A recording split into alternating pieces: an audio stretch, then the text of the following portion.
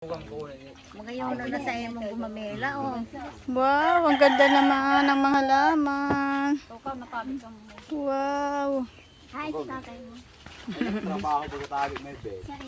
He is strong.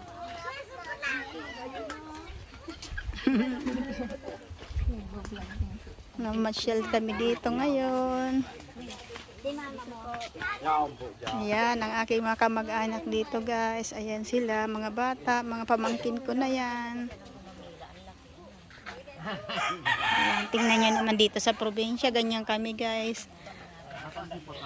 Pag namamasyal, ayan.